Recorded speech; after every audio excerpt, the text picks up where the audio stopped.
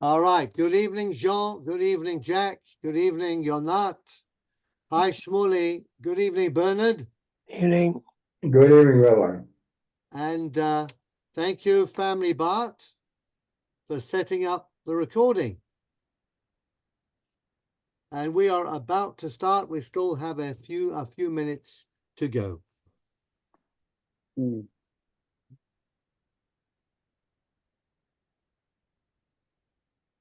So the question is,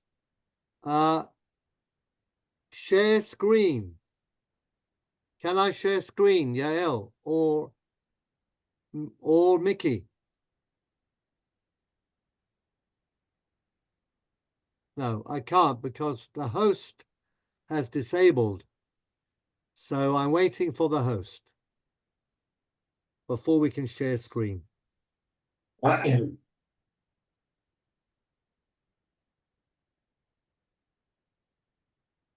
Okay.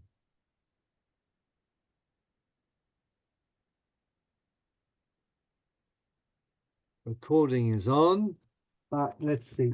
I will call up and see if we can share the screen. Oh, done. Okay. Should be okay now. Let's go. Yes, it is. Wonderful. Kol hakavod. We thank you. Good. Okay, so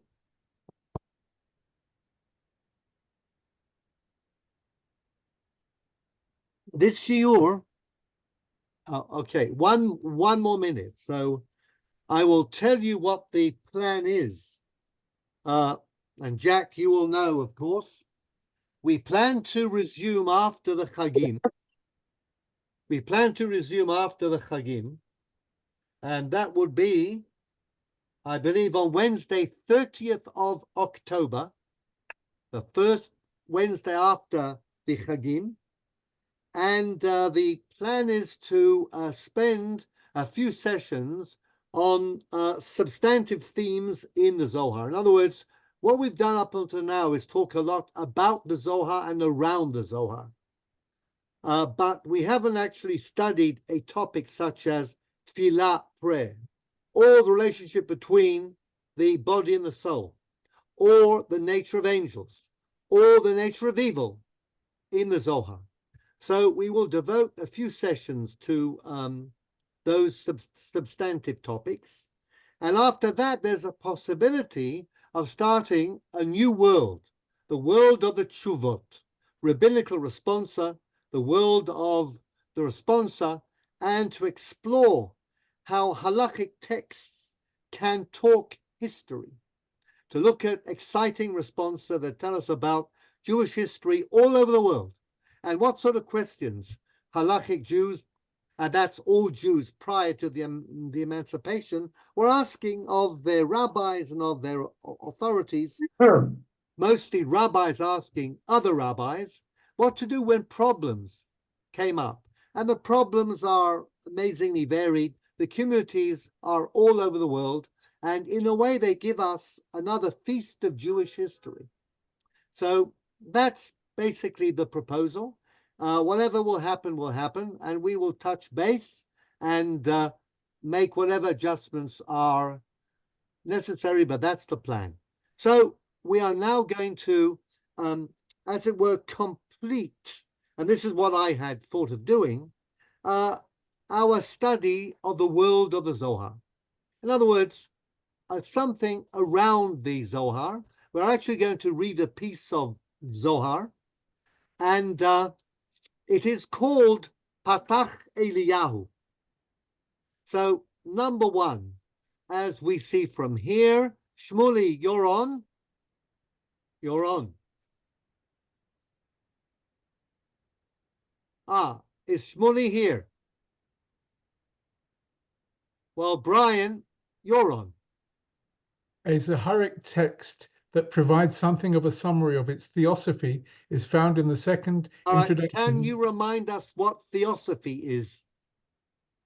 I will help you. Knowing God through mystical insight. Philosophy is knowing God through knowledge, rationality, whereas theosophy is knowing God through mystical insights. There is, in fact, a Theosophical Society in the United States, which was established early in the 20th century by a Russian mystic, and you can read about it if you're interested, the Theosophical Society. Okay, so summary of its theosophy is found in the second introduction to the Tikkunei Zohar, 17a. It is known as the Tefillat Petach Eliyahu. Patach Eliyahu. Eliyahu began like he opened up a session. And is recited in the Sephardic rite before Mincha every day. Some Hasidim recite it before Mincha on Shabbat. So the Sephardim and the Hasidim recite this bit of Zohar, okay? And it gives us a summary of a lot of the things that we've learned. So I thought it would be nice to do. But before that, I have a question for you. Do Ashkenazim ever recite a section of the Zohar, to your knowledge, in their tefillot? Of course, yes. And which section do the Ashkenazim recite? Brik Shmei. Berich Shemei Damari Alma. Very good. Now, do all Ashkenazim recite Berich Shemei? No, only the Chassidim. Exactly. Actually, real Ashkenazim do not recite Berich Shemei. And the history of Berich Shemei is a fairly interesting one. Okay, we accept it as a standard. Okay, we all say Berich Shemei, but in fact, it's not in the Siddur of Amram Gaon, earliest Gaonic Siddur. It's not in the Siddur Rashi, not in the Machzor Vitri, not in the Rambam's Mishneh Torah, nowhere. Okay, Not in Avodat Israel. And in Heidenheim? It certainly doesn't. In fact, we have statements from rabbis from Frankfurt and Hamburg. We do not say this. And even in English, Machzorim, in the Routledge, Brian, will you find Berich Shemei? No. No, you will not. Bernard Wolfson came in there, but he says with great conviction, no Berich Shemei, because the English Minhag Anglia is based upon Hamburg, and they never said it. So what's wrong with Berich Shmei? Well, number one is Kabbalah. And good Yekkers would never say a piece of Kabbalah, but actually, there are all sorts of things that are wrong with Berich Shmei.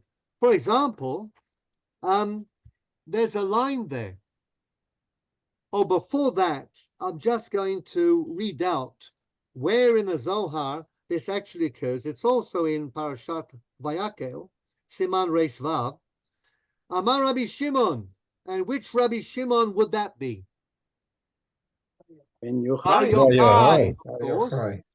Kad mafkin Sefer Torah b'tzibura lemikra bei. When we take the Sefer Torah out and we read it in public, mitpatchan tarei shamaya darachamim, then the gates of heavenly mercy open. Umaorerin et ahava, and love is bursting forth, is aroused. Le'ela abavi, ba'leila bar nashle me'emar hachi. And therefore, we human beings in this world should say as follows: Blessed be the name of the Master of the universe. So it's tied with taking up the Sefer Torah. And the Nodab Yudah, for example, Rabbi Cheskel Landau, objected to it because he says it would seem that you are almost worshipping the Sefer Torah and not God. But there are other serious problems. A student of the Nodab Yudah said, it says there, Vela al bar elahin samichna, and we do not rely upon what's bar elahin? Son of God. The Son of God. Jeff, are you mentioning the Son of God in a Jewish shul when the Sefer Torah is taken out? For goodness sake. Okay? Now, of course, bar in Aramaic also means the outside. Braita is what didn't get into the Mishnah. Hukchazi my amadabar, go and see what the people outside are doing. It could mean, again, bad Zoharic Aramaic, that there's nothing beside God. But the bar can also mean a sun. So then Nodab Yudah says, what's going on here? Do we want to mention even the possibility that Elohim has a bar, that God has a son? Heaven forfend. And that's Shabtai Tzvi and Jacob Frank and all of the heretics. So this is a terrible prayer. Never say it. Could go on about Baruch Shemay, but again, it became popular, and many of us do say it, but the Yekers don't, and Anglo Jewry did not. Before the whole scene became a little more frum. Okay, there's also an issue about asking God for things on Shabbat, like you want male sons who do your will. There's a whole other version of it. And also, the Sfardim don't say it every single Shabbat, but we'd say general practice, right? Baruch Shemay. By the way, in Switzerland, Jack, and Michael, if he said, do you say it in your shuls in Brno? We say, because we are the only one to, enfin not the only one, but we are Minek Poilin, and I suppose that in the Kile, comment ça s'appelle, Agut Atachim, they say it also, but at IRG and ICZ, they don't say it. I heard last week even that IRG don't say le David Ori Yishi, they don't say it also. Oh, there we are. And in Broyers, they don't say David Hashem Ori either. And Broyers, Broyers. Bien, Broyers, it's like IRG is a which son is of ERG is the same, yeah. Yeah. So there we are. Also, You they blow see- the shofar on Lamed Ba'av. There are more. There's more in this world of Horatio than you imagined in all your philosophy, as the Bard writes. So, just so that you know, Ashkenazim, true Ashkenazim, will always be uncomfortable with the Zohar, but the Sfardim are much happier. So they've incorporated this Patach Eliyahu. So I'm going to read Patach Eliyahu because it gives us a nice summary. And also you'll read a piece of Zohar. Patach Eliyahu v'amar. Eliyahu Hanavi opens up the session. Now you have to know that the Zohar has got many books, and some of them are called Idras. And Idra is like a symposium. So Rashbi and his colleagues are sitting around, okay, and they invite Eliyahu Hanavi, who's a frequent visitor in Kabbalistic circles, to come and open up, to give the keynote address in their Kabbalistic symposium. So Eliyahu Hanavi begins and he says, Ribon almin da'an tu chad v'la b'cheshbon. Master of the universe, you are one and there's no way of counting you. Antu ilah al kol ilayin, you are above all superior beings. Sitima al kol stimin, more secret than any secret. Leit machshavat tfisa baklal, no human mind can grasp you at all. Antu da'afikat asar tikunin v'karinan lan asar sfiran. Now you produced the 10 methods of improvement, which we call the 10 sfirot. La'anhaga v'hon al mastimin de la itgalyan va'alamin dit galyan. And these 10 spheres, they run the secret world and the revealed world. Uvahon it kisiat mibnei nasha. And you are somehow in those 10 spheres, but you are absolutely concealed from human thought. Va'antu dekashir lan u'miached lon uvegin da'ant milegav. Now you tie these 10 spheres together, and because you are milegav inside them, your spirit permeates the 10 spheres. Kolman de ifrish chad min chavrei mi ilain asar. Whoever tries to take one of these spheres out from the combination with the other 10, it chashev lekilu ifresh bach, is considered as if he had tried to break apart God's unity. The ilain sfiran inun azlin kesidran. And there is an order to these 10 spheres. We touched upon the idea of not pulling apart the spheres before, okay? It's a package deal. The antu da anhiglon, the letman da anhiglach. You lead the spheres and nothing leads you. La la'ela v'la latata. Not above, not below, v'lami kol sitra, nor from anything coming at the side. Levushin tekinun lan deminayu parchi nishmatin livnei nasha. Now each of these spheres has an outer garment from which the souls of human beings emanate. V'chama gufin tekinat lon deikriu gufa legabe levushin demechasyan alehon. And we call each of these spheres, when they manifest themselves in such a way that they produce souls, we call them a garment. And these garments represent a human body. Chesed doroa yemina. Chesed is the right arm, zroa, and doroa, of course, okay? Chesed is on the right-hand side, the right arm. Gevura doroa smala. As we said, Gevura is the left arm. Tiferet, beginning line 14. Gufa is the torso. Netzach v'hod trin shokin. Netzach and Hod, Netzach on the right, Hod on the left, are the thighs. The Yesod Siyuma de Gufa, and the base, which is the end of the body, is Ot Brit Kodesh, the male generative organ. Malchut Peh Torah Shebal Peh. Malchut is the world of the Torah Shebal Peh, okay, which is the Shekhinah that comes below Yesod when the outpouring of the divine inspiration reaches human beings, okay? And that's Torah Shebal Peh that gives us a way of living. Chochma mocha ihu makshava milegav. Now, Chochma, which is, now we're going above what we've just said, the top 3 spheres. Chochma mocha ihu makshava milegav. That is the internal wisdom, which we cannot understand, okay? And mochin, of course, is the intellectual 3, where if we replace Keseh with that, we've got Chabad, okay? That's why they call themselves the intellectual Kabbalists. Right? Milegav, you translate internal, it's not external? No, Milegav is inside, okay? It's the Machshava Milegav. In Zoharic Aramaic, it's inside, because it's the Machshava inside that cannot be understood. Bina liba ubaha lev mevin. Liba is the heart, which understands, okay, not the thought.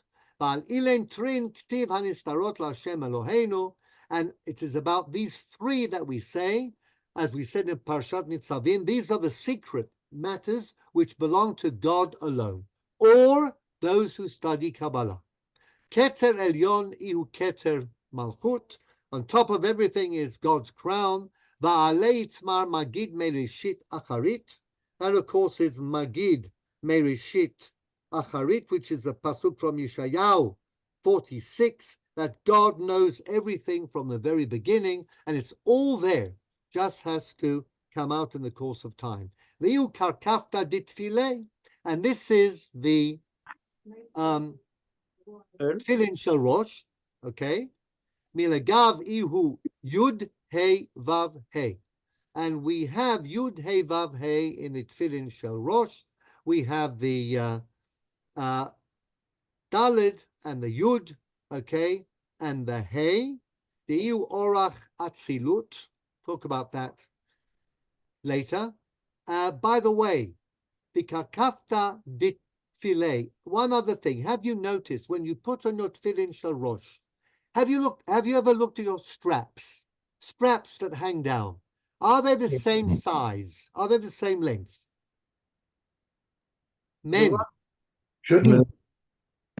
Tefillin shel Rosh, the straps hang down. Are the straps the same length? They should not be. They should not be. Which one should be longer? Right one. the right one. Next time, tomorrow morning, look at your tefillin. You'll see that the right one is always longer than the left one, because the right is a good Kabbalistic length and the left is bad. So we are all into hypostasis, and as I said last time, theurgic iconography, and we're wearing this Kabbalistic costume whenever we put on talit and tefillin. Okay.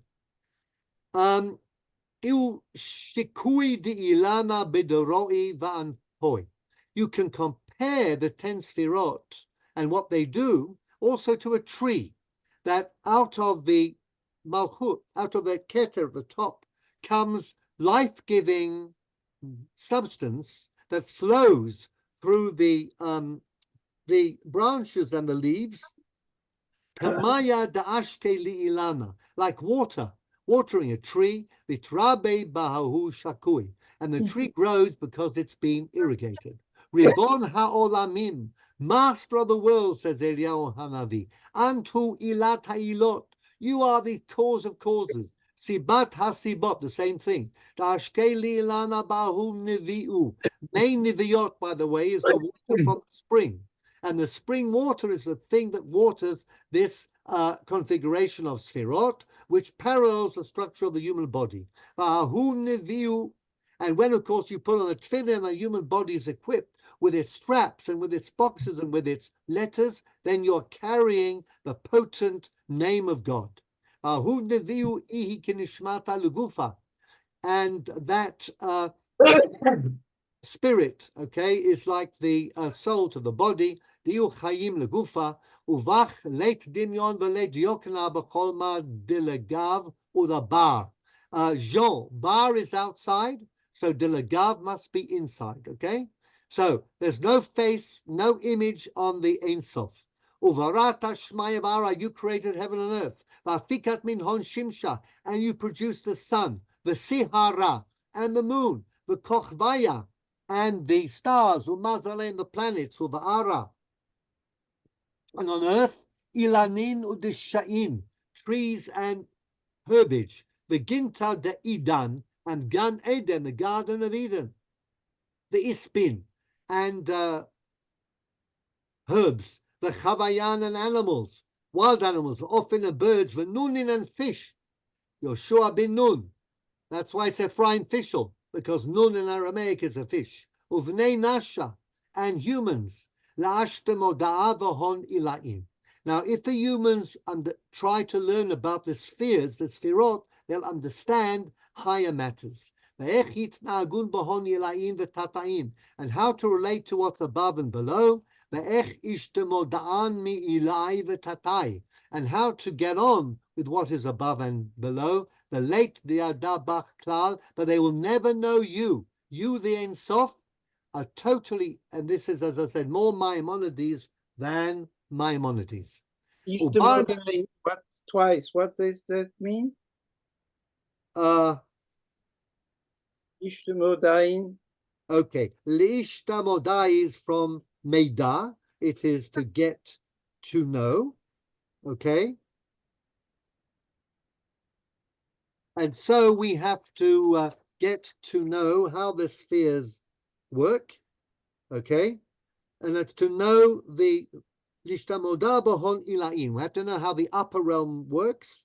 Ve'echitnagun bahon ilain v'tatain. How the upper realm affects the lower realm. Ve'ech ishtamodaan mi'ilai v'tatai. And how the upper world affects the lower world. Okay?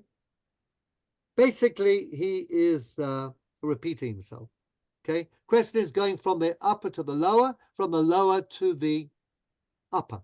Okay, like itrauta de tata, vitrauta de le'ela. So where were we? Ubarminach leti chida bi'ilai v'tatai. Line 24. Beside you or outside of you, there's nothing which is totally unique, either in the upper or the lower world.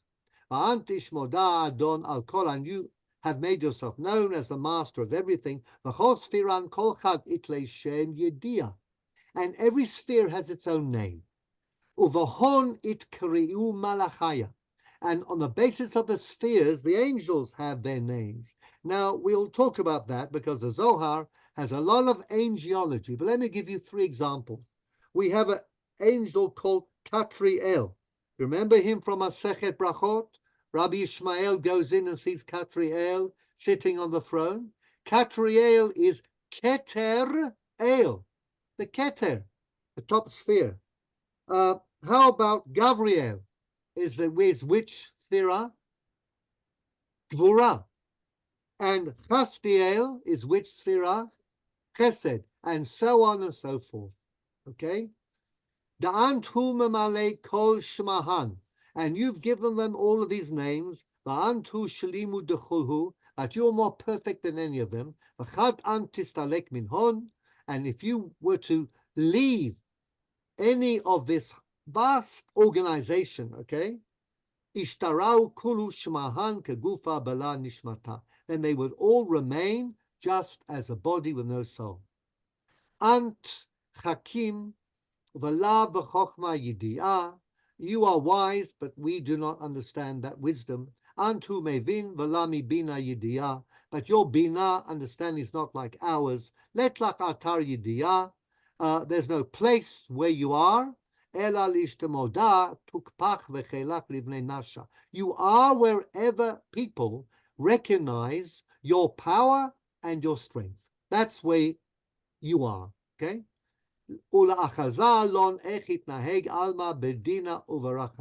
And you've taught us through the Kabbalah how you lead the world in din and in rachamim. And everything in the world is divided up into strict judgment and mercy. And what we try and do in Kabbalah is to try and act in such a way that we give primacy to the mercy and we play down the din.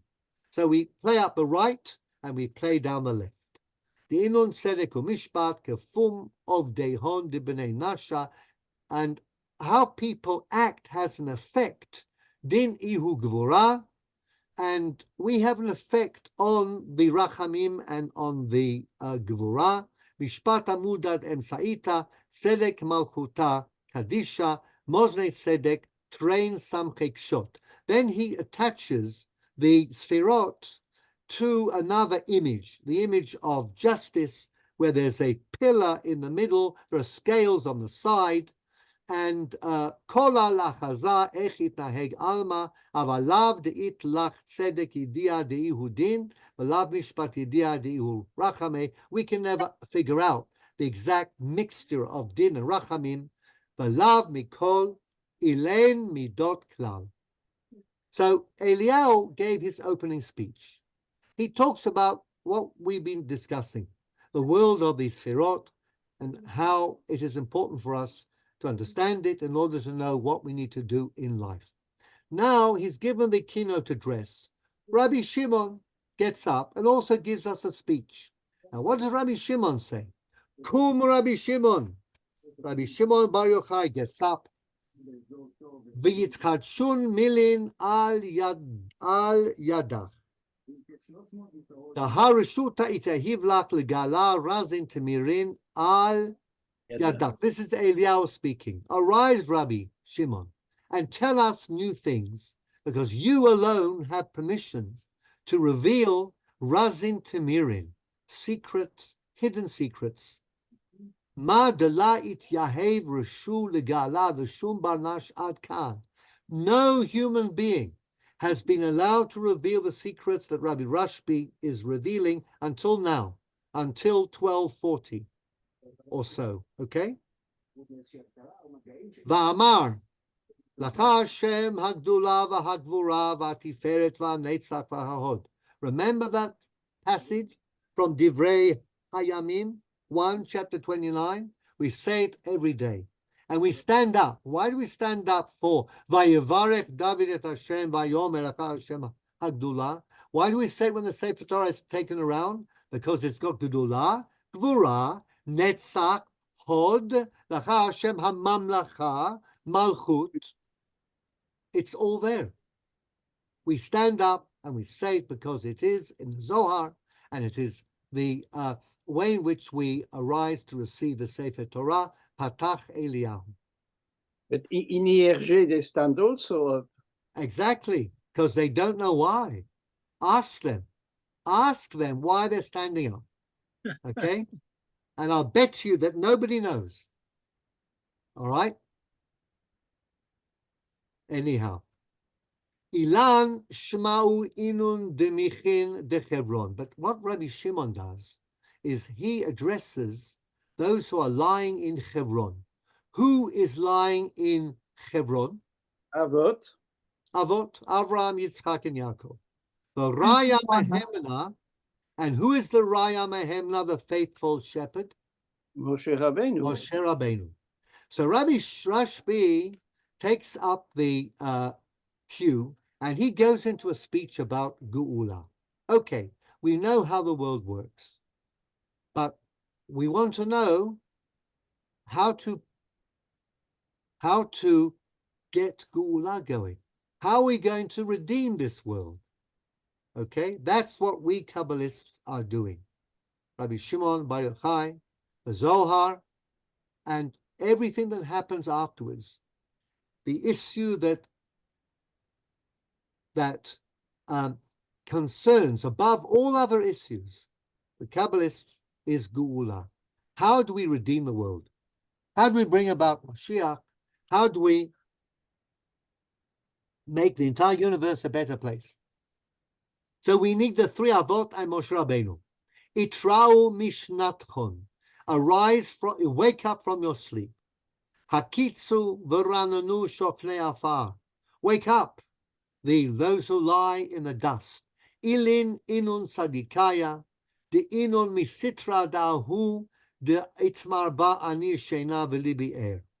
Now Rashbi goes into Shir Hashirim, and he says, these are the tzaddikim about whom it is said, I sleep, but my heart is awake. In other words, Avraham, Yitzchak, and Yaakov are lying in their graves in Hebron. Moshe Rabbeinu is somewhere on Har Nevo, but their hearts are beating inside.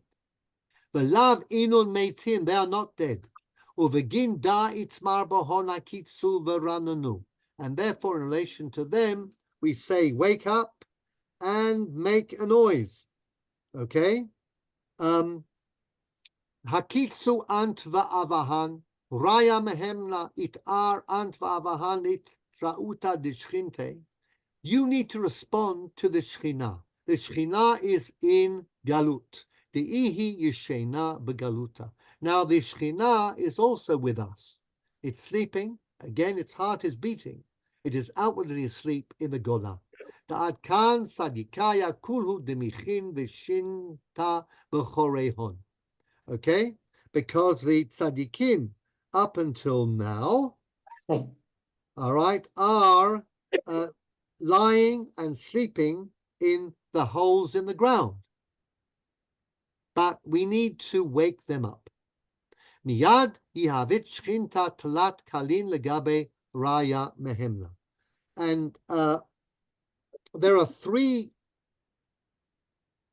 messages that the Shekhinah is sending to Raya Mehemna, to Moshe Rabbeinu. The Yemalein saying to him, Kum Raya Mehemna, the Ha'alach itmar kol dodi dofek. The three voices, kol dodi dofek. The voice of my beloved is knocking. In other words, what we Kabbalists need to do is to get through somehow to the three Avot and Moshe Rabbeinu using the images of Shir Hashirim. Now remember what happens in that chapter.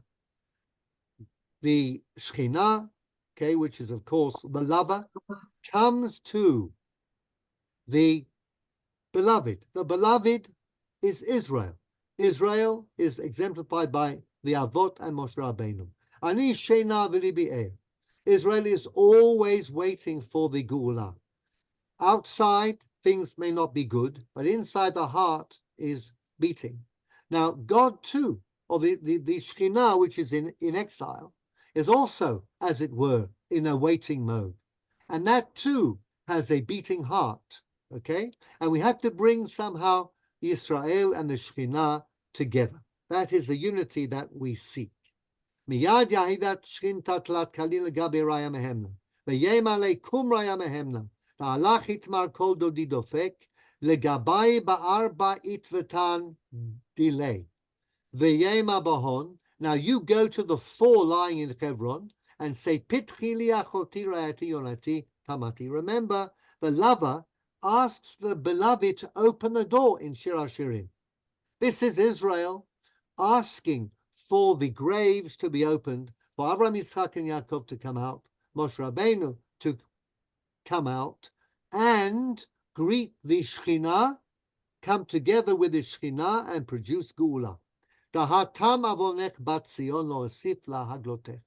Because the time has come when the dudaim, when the sound of the kol hator nishma bratzenu, the turtle dove of redemption is chirping, and we need to respond, and the Gula is about to come. Shiroshinim natal, and then what does the lover say? My head is covered with dew. Now we know that from Anim Zmirot, okay? Roshonim natal, Roshonim natal, kevutzotav, resise laila. Now all that is heavily mystical stuff. The Shalah, Rabbi Yishaya Horowitz said you should never say Anim Zmirot except on Kol Nidre night, when you might be approximately holy enough to say Anim Zmirot. All this is mystical stuff, okay? What does it mean when God's head is filled with dew? What does it mean that God's Like I put it head on, is I have in my ears. Muted. with the night air, Resise Laila? All this is heavily mystical. And now we come to a little bit of numerology. God wants his head to be filled with dew. Tal. My nimatal. What do you mean filled with dew? El Amar Kutsha Barichu. This is the Shekhinah talking, not God, of course. The Shekhinah, which is meant to meet Israel in this world to bring about Geula. Ant chashivat de meyoma de itcharav be migdasha de ilana bebeita dili. You, says the Shekhinah to Israel, think that from the day the Beit HaMikdash was destroyed, I am up in heaven somewhere in my house. Ve'ilana b'yeshuva, and I dwell in the upper realms. Lav hachi, mistake. It's not like that. The la ila'ana kol zimna da'ant begaluta. As long as the Jewish people is in exile, the Shekhinah is in exile. Hare lach simna sheroshin natal. And the siman for knowing that is that the Shekhinah says, my head is filled with dew. My head will only be filled, says the Shekhinah, will only become full and proper when there is tal. What is tal? What's the numerical value of tal? 39. Now we're doing a little numerology. In the exile, we only have Yud, Hey, Vav. The other Hey Achrita, the last Hey of Yud, Hey, Vav, Hey, is Shchinta Begaluta, the Shekhinah in the Galut. What's the numerical value of Hey? Right. Hey Aleph is not 5. 6. 6, thank you. Hey Aleph is 6. So the letter Hey, the 6, is with the Shekhinah in the Galut. So all we are left with in the Galut, and we'll see that in Sephardi Sidurim, it's always Yud, Hey, Vav without the last Hey. Now, if we add up Yud, Hey, Vav, what do we get? Yud, Hey, Vav. 21. No, Yud is 16. 20. 21. 10. Yud, Vav, Daled. We're counting each letter. What is Yud, Vav, Daled? It's 20. What's Hey? 6. What's Vav? Oh. Vav, Aleph, Vav is 13. Because look at what you're reading on line 10. Vav, Aleph, Vav. Okay, sorry. But it's 13. So if you add 26 and 13, what do you get?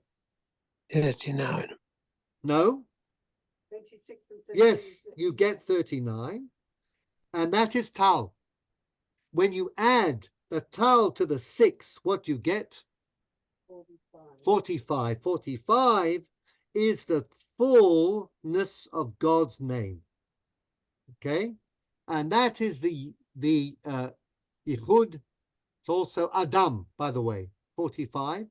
Desliku atfatan luchushbantal. That brings us to 39. And then when we add the 6, we get 45. And that brings the Shekhinah together with Israel, and that's Geula. Miyad kam raya mehemla, va'avan kadisha imei, and immediately the Avot will rise, Moshe Rabbeinu rises, Ad kan raza dichuda. This is the secret of unity. Baruch Hashem L'olam, Amen va'amen. So there we are. We've done a little bit of numerology, talked about the spheres, talked about Geula, and I leave you to mull over that. If you pick up a Sephardi Siddur, you'll see Patach Eliyahu. Look at it, examine it.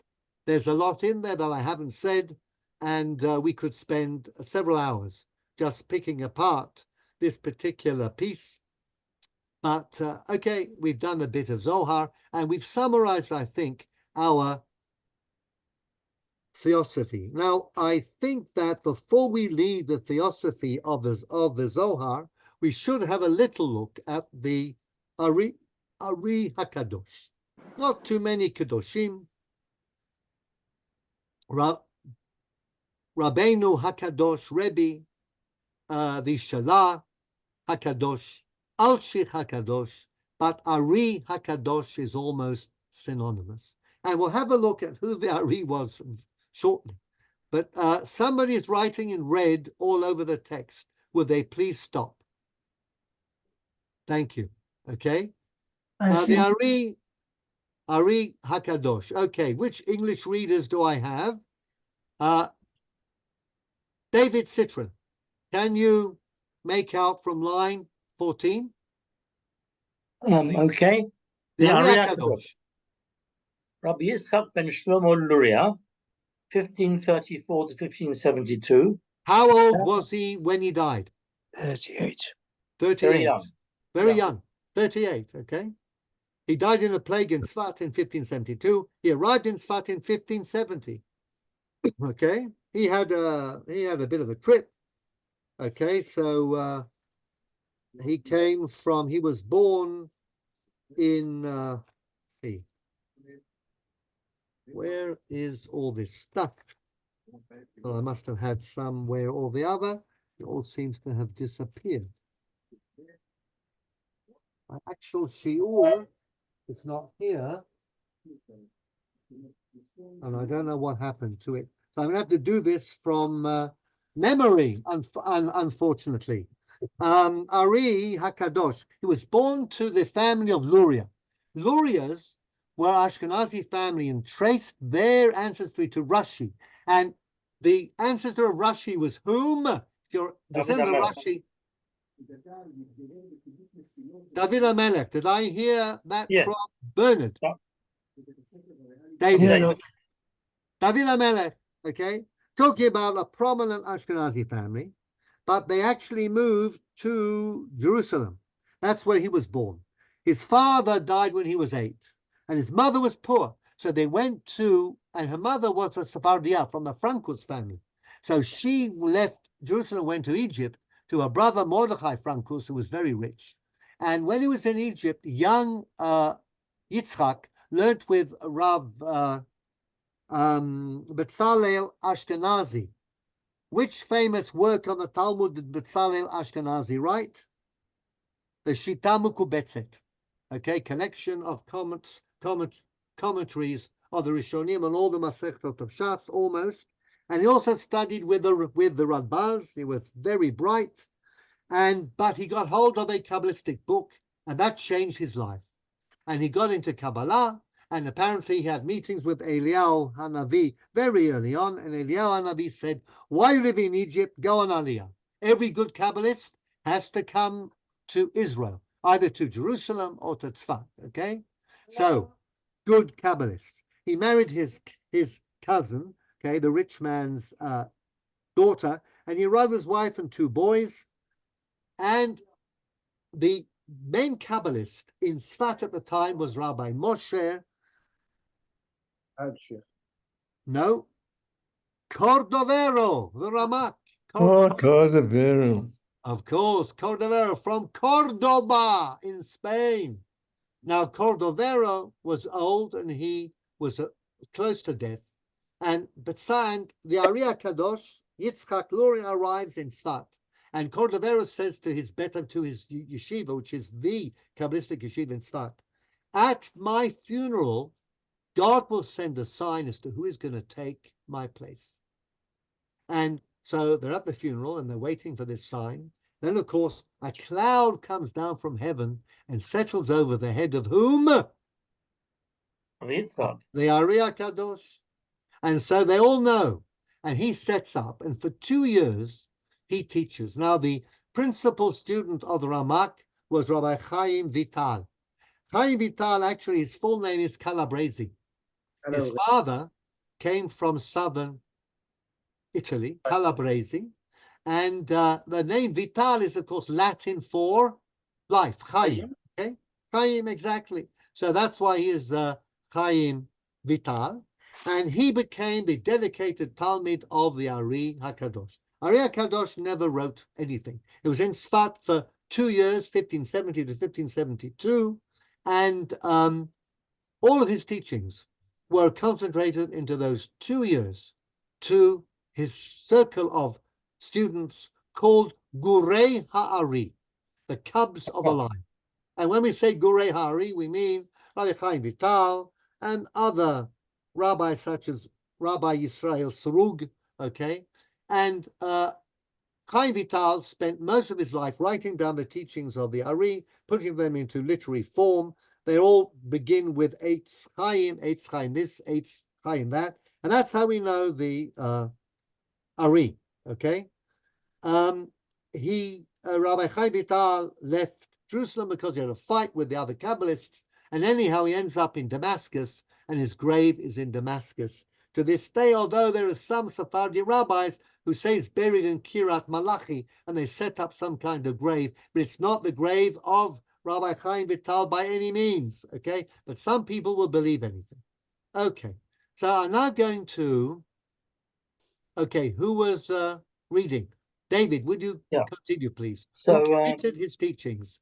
His major disciple was Rabbi Chaim Vital, 1542 to 1620, who committed his teachings to writing. This is what Rabbi Vital says about his teacher in one of the introductions to Eitz Chaim, in which he presents the original Kabbalistic theories of the Ari. I think this is just a fascinating read. I'm going to read this to you straight English translation because we're kind of short of time. But this is what Chaim Vital says about his teacher, the Ari Kadosh. Nobody understood Kabbalah like the Ari. He knew, by the way, Mishnah, Talmud, all the Agadot, all the Midrashot, on anything that's ever been said, and he knows it at the 4 levels of Pshat, Remez, Drash, and Sod, Pardes. He knew Maaseh Bereshit and Maaseh Merkavah. He knew the language of the birds, the language of the palm trees and other trees, and the herbs. Remember the song about Kol Esev ve'Esev, Nachman of Breslav? Besod ki even mikir tizak. Now that's a pasuk from Habakkuk. Actually, Habakkuk is saying that every brick in every city in Babylon is stolen. So it cries out, I'm a stolen brick. But this becomes, in the language of the Kabbalah, that stones and trees and blades of grass, they all have a language. The shel huvei pchamim, and the language of glowing coals, the sichat malachim, and the language of the angels. And he would speak to the gilgulim, okay, transmigrated souls and spirits, both good and bad. He knew how to communicate and understand the fragrances of garments. That refers to Esav, who had, remember, this fragrant garment, Kereach Hasadah Hashem, Beracho Hashem, and the birds, and the souls when they were alive and when they were dead. And he saw souls as they left the body, and he saw them in the graveyards, and he saw them go back every Friday, every Shabbat afternoon to Gan Eden. And an Erev Shabbat to Gan Eden, and then of course at Mincha time. Why do we say Tzidkat Chatzedek? Because according to the Kabbalah, the souls are leaving Gan Eden. They get a Shabbat in Gan Eden every week. And then, but at the end of Shabbat, where do the souls go? They go back, if they need to penal servitude. And he would speak to the tzaddikim and their souls. He also knew physiognomy. What is chokhmat haparzuf? What is physiognomy? To read people's personality from their faces. Major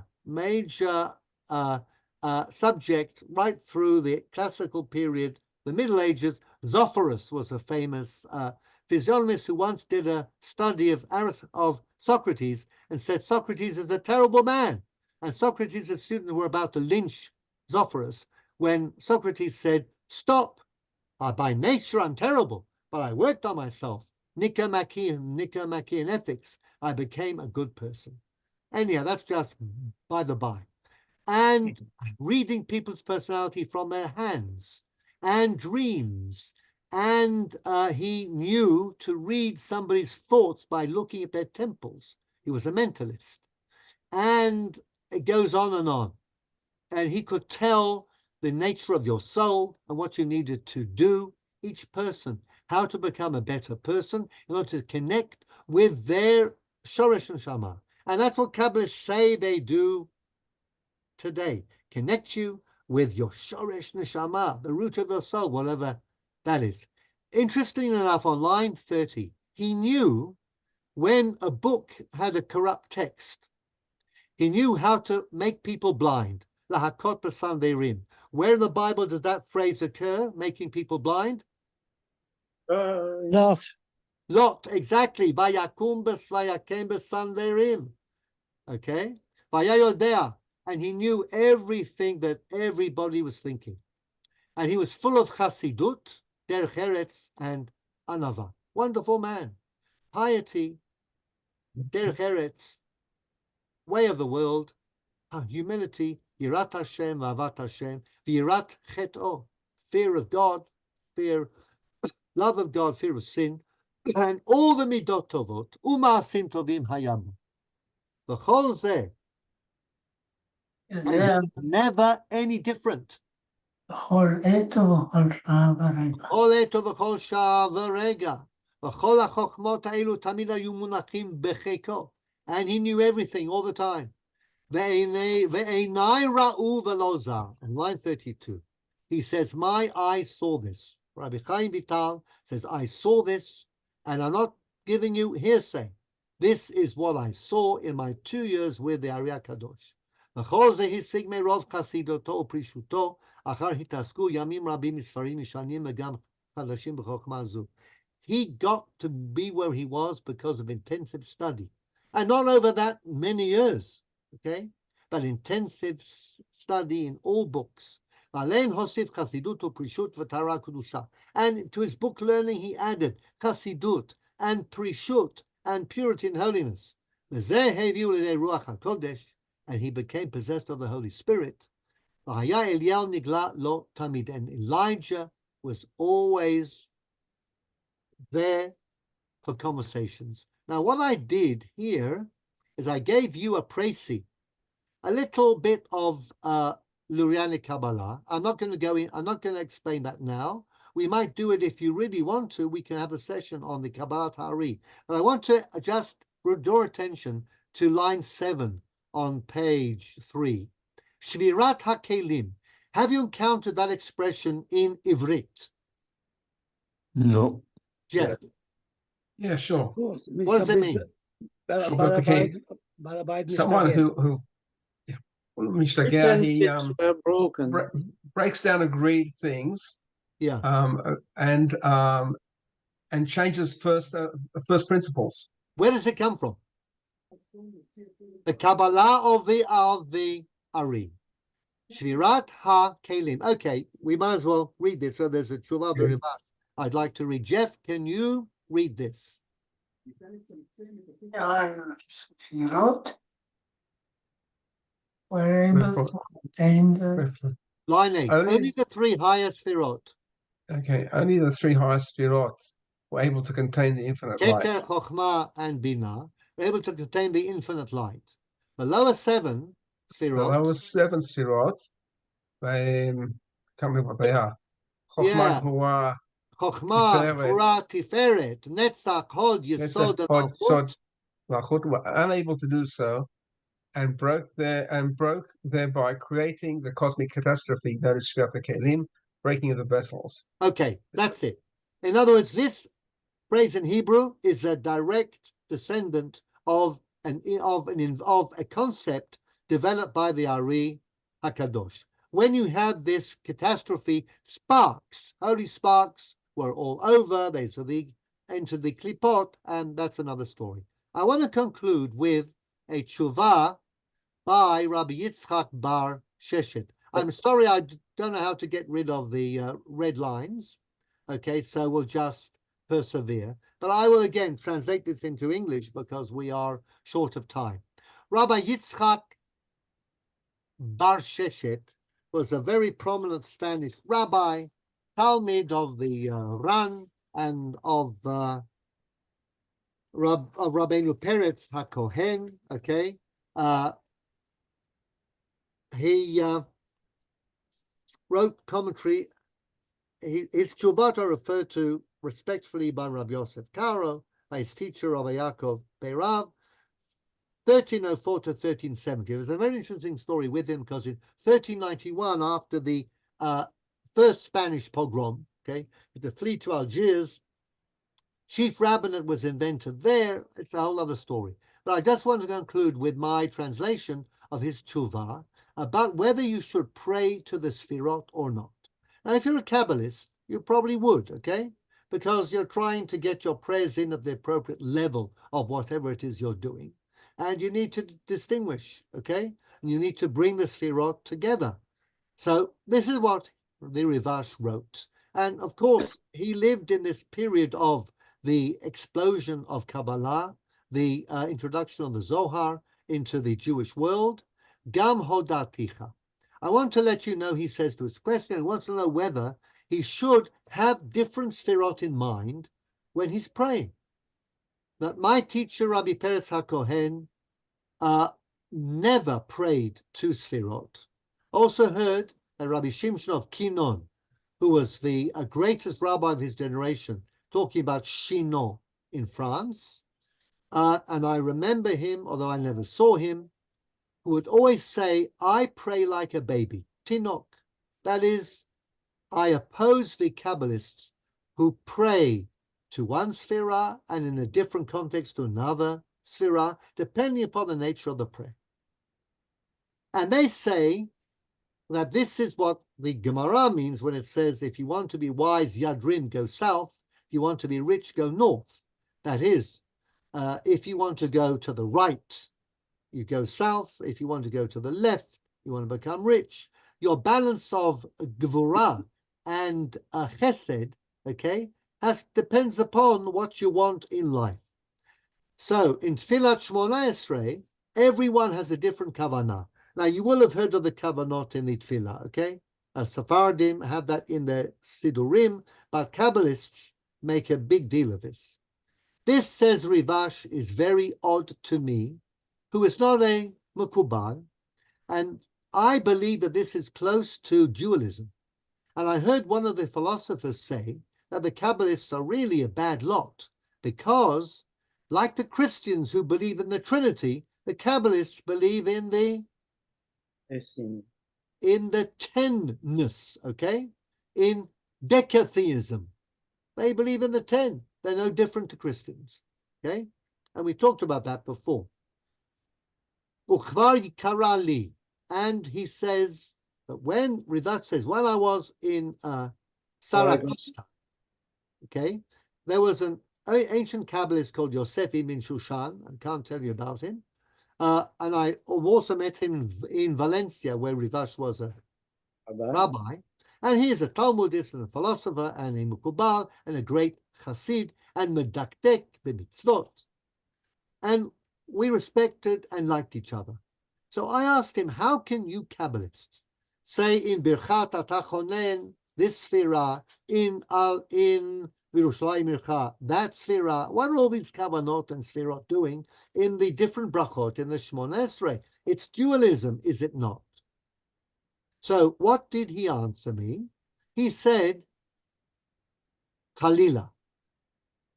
Heaven forfend there should be a dualism or a decatheism. We only pray to the ultimate one God, the Ein Sof. But it's like somebody who has a cause to plead before the king. And he wants the king to listen to his case and to resolve it. So what does he do? He can't go directly to the king. He has to go to one of the king's ministers. The king's minister will advise him as to how to approach the king. And so there are various examples of various things in life. For example, if you want the king to give you wine, then you should speak to the king's wine butler. And if you want bread, you have to speak to the Sar HaOfim, I'm in line 23, the king's chief baker, and not get them mixed up. If you make a request to the king for wine and you're addressing the chief baker, then it'll be very bad. You certainly can't ask the king directly because you don't know how. Who would imagine just coming to the palace and speaking to the king? It doesn't work like that. Okay? So it is with tefillah, which is, of course, ultimately to the Ein Sof, but we have to train our thoughts in order to get the right channel, in order to get to the king in the sense that he will somehow, though we don't understand him, accept our prayer. Now, don't you see or feel here a theory about the Hasidic Rebbe? Why do Hasidim go to their Rebbe? The theory is because, not that he's in place of God, really, but because he knows how to mediate between people and God. He'll put you in the right place, and you will therefore be looked upon favorably by God. Whereas you just enter God's courtyard and you start speaking to him, and you're uncouth and untutored and unmannered, then you will be totally undone, will you not? So this is the theory. And this is 14th century, Rabbi Yosef ibn Shushan. So, when we say the Birchat al Hatzadikim, Yichaven Nisfira Nikrait Chesed, then we need Chesed, which is Midat Rachamim. But end of line 25, when we say Birchat Haminim, V'laman Shilim Al Tikva, Yichaven Nisfira Nikrait Gevurah, because then we need Midat Ha-Din, if we want to get rid of all the slanderers and the informers. Ve'hakesh al Zeh. And this is what this saintly Kabbalist explained to me, and it's very good. But I don't go for all of this, says the Rivash. Tov litpalel stam Hashem yitbarach b'kavana, v'hu yeda be'ezeh derech hashlim hamavukash. Come before God as you are. God will know how to arrange your prayers and granting your request should he think it is justified. As it says in Tehillim, Gol al Hashem darkecha, ubetach alav v'hu yaseh. Okay? Direct to the Lord your way, trust him, and he will do. וזה מה שאמר רב הגדול רבי שמשון מקיnon ז"ל, שהזכרתי למעלה. וכן הודעתיך, מה שאמר אליי בייחוד מורי הרב רבי ניסים ז"ל. And I tell what the Ran said. The famous Ran of Barcelona, okay, was a Talmud of the Ramban. What does he say about his teacher Ramban? He says, and the Ramban, of course, introduced the Zohar in his Perush LaTorah. Ki hirba harbe yoter midai taka atzmo haRamban zal hamin binyan haKabbalah hahi. Ramban got too involved in the Kabbalah. V'lezeh eini tokeh atzmi b'ota chokhmah. And I, says the Ran, I don't go in for that chokhmah. So kibaltia mipi mukubal chacham. I didn't have a wise Kabbalistic teacher. ואם ראיתי באורים על סודות הרמב"ן ז"ל, וגם הם אינם מגלים שורשי החוכמה ההיא. And you know what? Even what the Ramban says on Derech HaEmet, when he puts bits of Kabbalah into his commentary on the Torah, it's all concealed. You don't really understand this unless you have a very sound grounding in the Kabbalah. V'karov litot b'davar mehem, and the likelihood is that you will go wrong. And we've had, as I said, Shabtai Tzvi, Frank, we've had false messiahs. A lot of Kabbalah has gone under the bridge of falsity, falsehood. I leave the secrets to others. It's not for me. So I'm going to stop the share. And hopefully that gave you kind of a little wrap up of what we are talking about. And as I said, the decision is that the course will continue, as long as, of course, people are interested. I will take some specific bits of Zohar and develop some of the doctrinal elements. What does the Zohar say about the angels, the evil spirit, reincarnation of souls, body and soul, Sefer Torah, prayer, some of the mitzvot. And then I will offer, again, in case people are interested, a new course on the world of the Tshuvot, of the responsa literature.